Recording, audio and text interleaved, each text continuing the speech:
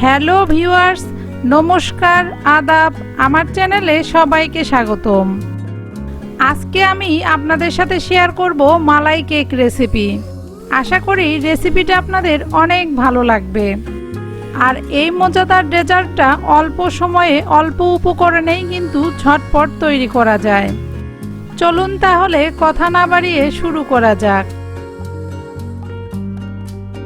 প্রথমে কেকের ব্যাটারটা তৈরি করে নিব। ব্যাটার তৈরি করার জন্য আমি এখানে 2টা ডিম নিয়েছি। এরপর দিয়ে দিচ্ছি 1/4 কাপ চিনি। এবার একটা হ্যান্ড উইক্সের সাহায্যে ডিম আর চিনি ভালোভাবে ফেটিয়ে নিব। ডিম আর চিনি ততক্ষণ পর্যন্ত ফেটিয়ে নিতে হবে যতক্ষণ পর্যন্ত চিনিগুলো ভালোভাবে গলে না যাবে। ডিম আর চিনি 4 থেকে 5 মিনিট ফেটিয়ে নেওয়ার পরে এবার দিয়ে দিচ্ছি 1/4 কাপ তেল। এবার ডিম আর চিনির সাথে তেলটাও ভালোভাবে মিশিয়ে নিচ্ছি।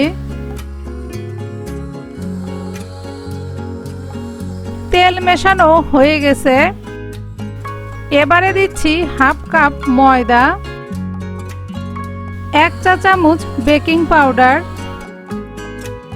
এবারে সবগুলো উপকরণ একসাথে ভালোভাবে মিশিয়ে নিব।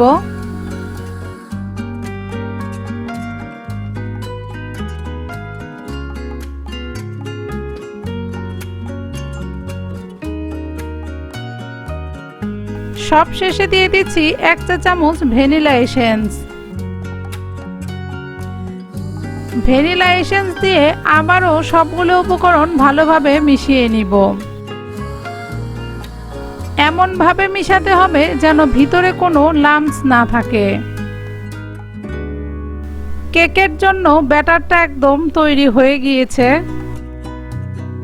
এবার এই ব্যাটারটা এক সাইডে রেখে দিয়ে চলুন দেখানো যাক আমি কোন পাত্রে কেকটা তৈরি করব।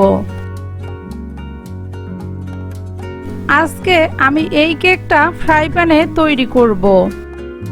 তবে আপনারা চাইলে যে কোনো পাত্রেই তৈরি করে নিতে পারেন।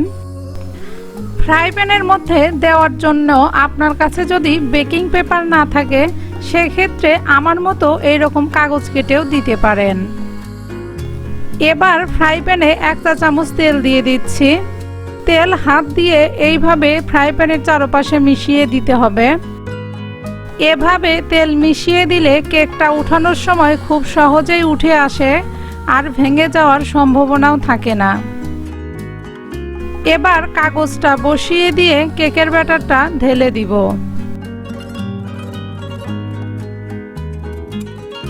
কেকটা বেক করার জন্য একদম রেডি। এবার বেক করার পালা। চুলায় ফ্রাই প্যানটা বসিয়ে দিয়ে ফ্রাই প্যানটা একটা ঢাকনা দিয়ে ঢেকে দিচ্ছি। এই কেকটা তৈরি করার জন্য চুলার আঁচটা কিন্তু একদম লো হিটে রাখতে হবে। ঢাকনার ছিদ্রটা একটা লং দিয়ে বন্ধ করে দিলাম। এইদিকে কেকটা হতে থাক আর এই ফাঁকে মালাইটা তৈরি করে নেওয়া যাক। মালাই তৈরি করার জন্য আমি চুলায় একটা প্যান বসিয়ে দিয়েছি। এবার দিয়ে দিচ্ছি 1/2 কেজির একটু বেশি দুধ।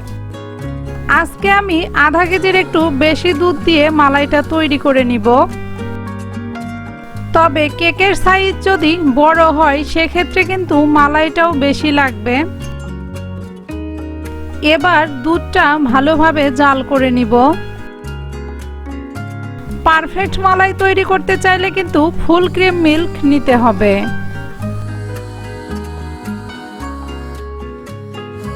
দুধটা প্রায় মোটামুটি ঘন হয়ে এসেছে। এই পর্যায়ে দিয়ে দিব 3 টেবিল চামচ চিনি। তবে চিনিটা আপনাদের পছন্দ অনুযায়ী বাড়িয়ে অথবা কমিয়েও দিতে পারেন। আবারও দুধ আর চিনি একসাথে জাল করে নিয়ে আরেকটু ঘন করে নিব।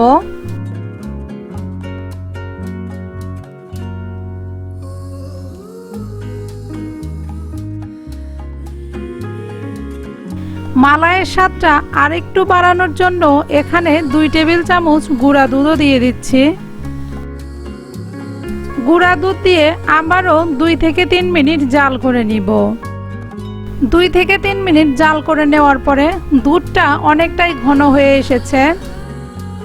যেহেতু এই মালাইটা আমি কেকের ওপর দিব, তাই মালাইয়ের গ্রেভিটা একটু পাতলা করেই নামিয়ে নিব। এই তো মালাই তৈরি হয়ে গিয়েছে। এবার এটা এক সাইডে রেখে দিয়ে দেখে নেওয়া যাক কেকটা হয়েছে কিনা। কেকটা হয়েছে কিনা তা বোঝার জন্য আমি একটা টুথপিক কেকের ভিতরে দিয়ে দিচ্ছি। কেকের ভিতর থেকে টুথপিক বের করার পরে যদি টুথপিকের গায়ে কোনো ব্যাটার না লেগে থাকে তাহলে বুঝতে হবে কেকটা হয়ে গিয়েছে। আমার টুথপিকটা একদম পরিষ্কার বের হয়েছে, তার মানে কেকটা হয়ে গেছে। কেকটা হালকা ঠান্ডা করে নিয়েছি। এবার কেকের গায়ের কাগজটা ছাড়িয়ে নিচ্ছি। তবে কেকটা কিন্তু একদম ঠান্ডা করা যাবে না, সেক্ষেত্রে হবে কি কেকের ভিতরে মালাইটা ভালোভাবে ঢুকবে না। আশা করি দেখে বুঝতে পারছেন আমার কেকটা কতটা পারফেক্ট হয়েছে। এবার চলে যাব মেইন প্রসেসে। কেকটা একটা পাত্রে নিয়ে নিয়েছি। এবার একটা চাকু দিয়ে কেকটা কেটে নিব। কেকটা কেটে নিলে কেকের ভিতরে মালাইটা কিন্তু সুন্দরভাবে ঢুকে যাবে। আমি এখানে আমার পছন্দ অনুযায়ী কেকটা কেটে নিয়েছি। আমার মতো করেই কাটতে হবে, এই রকম কোনো ধরা বাঁধা নিয়ম নেই। আপনারা আপনাদের পছন্দ অনুযায়ী যে কোনো সাইজ করেই কেটে নিতে পারবেন। দেখতে ভালো লাগার জন্য আমি উপর দিয়ে কিছু কাঠবাদাম, কাজু বাদাম ও পেস্তা বাদাম কুচি দিয়ে দিচ্ছি। তবে আপনারা চাইলে এটা বাদও দিতে পারেন। এবার কেকের ওপরে মালাই দেওয়ার পালা। তবে মালাইটাও কিন্তু একদম ঠান্ডা করে দেওয়া যাবে না, হালকা একটু গরম থাকতেই কেকের ওপরে দিয়ে দিতে হবে। এই মালাই কেকটা ফ্রিজেও 2-3 দিন সংরক্ষণ করে রাখা যাবে। আবারও একটু এর ওপর দিয়ে বাদাম কুচি দিয়ে দিচ্ছি। আমার এই মালাই কেক রেসিপিটা আপনাদের কেমন লাগলো অবশ্যই কমেন্টস করে জানাবেন। রেসিপিটা ভালো লাগলে আপনার ফ্রেন্ডস অ্যান্ড ফ্যামিলিতে শেয়ার করবেন। আজকে এখানেই বিদায় নিচ্ছি। ভালো থাকবেন, সুস্থ থাকবেন।